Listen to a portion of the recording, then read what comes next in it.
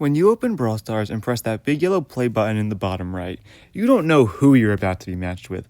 You could be matched with a literal pro, someone who downloaded the game yesterday, someone with a Power 1 brawler, or better yet, me. There's so many different kinds of players you'll come across in Brawl Stars games, and they range from complete garbage to carrying all other games. Today, I'm going to go over some of the most notable types of teammates in Brawl Stars and give them a rating from 1 to 10. Then, you can truly see the best and worst types of teammates in Brawl Stars. The first kind of teammate we're going to cover is the Rager. You can usually catch Ragers giving thumbs ups at the end of every game and emoting and shooting at you, even if you did nothing wrong. I will say, you usually find them at higher trophies because the reason they get mad at their teammates all the time is because they think they're a pro, and the only reason they're not pro rank or on the leaderboard or whatever is they're bad randoms. Therefore, they think it's sensible to let their teammates know they're garbage by wasting ammo and time to shame them, making their team's chance of losing even higher.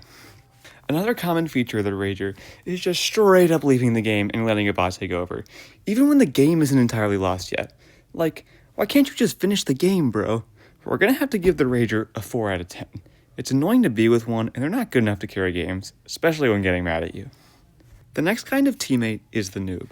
I'm sure we've all had a noob in our games at some point. No skin, no aim, stupid username, and a low power level brawler.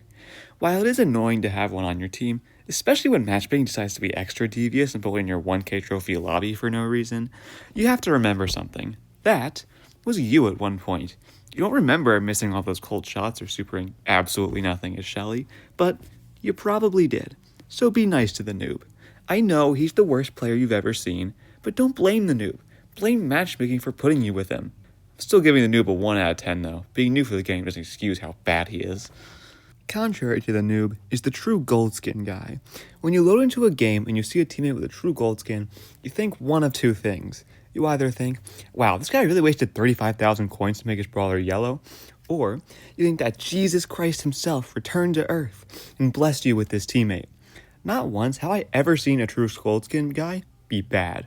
They always carry, especially when they either have an assassin like Stu or Kenji, or a sniper like Piper or Mandy. It's extremely rare for these guys not to get star player. But it makes sense though. If someone's okay with spending 35 grand on a skin, of course they'd be really good at that brawler. For most of them, it's probably their main brawler as well. I'm giving the true gold guys a 9.5 out of 10. The only reason they don't deserve a 10 is because 90% of the time there's a true gold guy in my lobby, he's on the other team, meaning I lose instantly. Possibly the only kind of teammate better than the true gold guy is the pro player.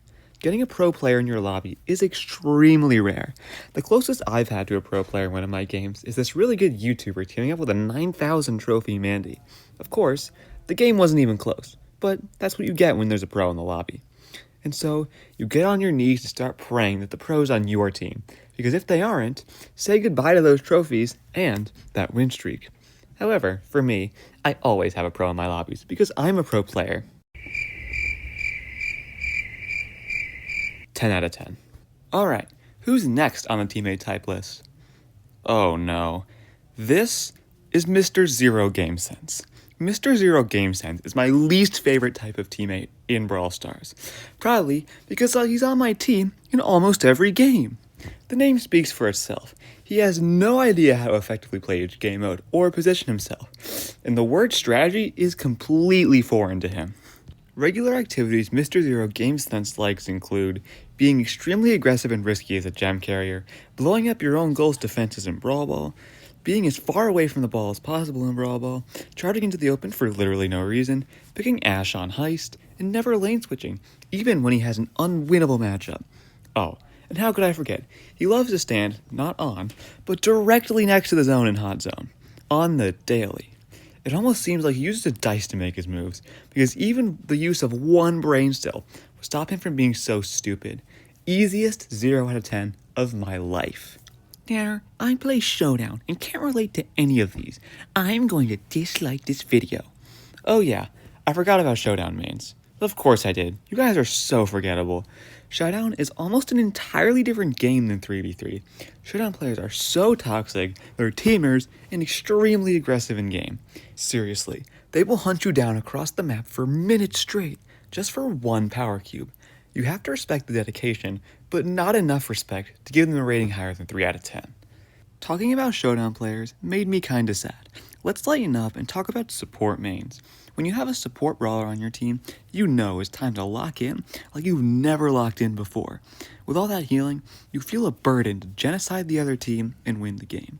It's like having really strict parents. You have to perform as good as humanly possible, or else you'll be a disappointment. But all that being said, having a support main on your team is quite awesome, because they make you feel like you're actually good at the game, even though you're not. Patrick. 8 out of 10. You know who else sucks at the game? Thrower mains. If you know a thrower main in real life, please bully them. Wait, what am I saying? You guys don't know people in real life. Thrower mains are peak cowards. Anytime you try to get near them, they either have a wall or a distancing tool at the ready. The thrower mains are using anything but skill to win games, because they never actually have to fight. Especially in modes like Hot Zone, Ticks and Dynamites just love chilling behind walls, throwing bombs into the center. They end up getting like 7 kills, even though there's a grand total of like 0 brain cells during the course of the match. I actually stood on the zone for like 4 seconds total. 0 out of 10.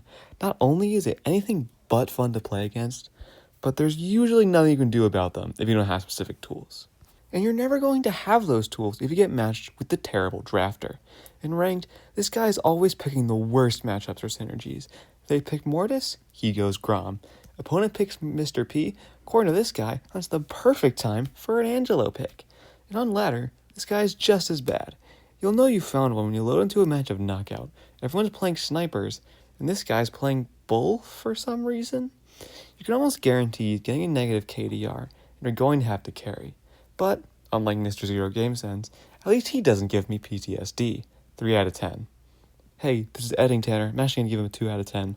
It's clear from how bad his picks are that he never watched my video about how to get Master Rank easily. And if you don't want to be a terrible drafter, you should watch it too, by the way. The bush camper, though, clearly has PTSD from somebody, because he's always hiding in the bush and sneaking around. 90% of his kills come from spamming auto-aim when somebody's on top of them. The bush camper's biggest fears are open maps and Rose's gadget, and their favorite maps include the likes of Gem Fort and Snake Prairie. The nice thing about the bush camper is that when one's on your team, the opponents are super scared of bushes and often waste ammo to check them. The bad thing, though, is that because of their love for grass, despite never touching any, they don't really play the objective. They don't usually like to touch the ball in Brawl Ball, grab any gems, or stand on the zone. This makes it so that you usually have to focus on the objective while they're getting tons of kills. 7 out of 10. I actually like having bush campers on my team. Bush campers like getting kills, but the kill farmers love getting kills. They put their own lives on the line just to get some kills. They almost exclusively play assassins and snipers, and average anywhere from 7 to 11 kills a game. The major downside of kill farmers is, in addition to putting their lives on the line for kills, they also put the game on the line.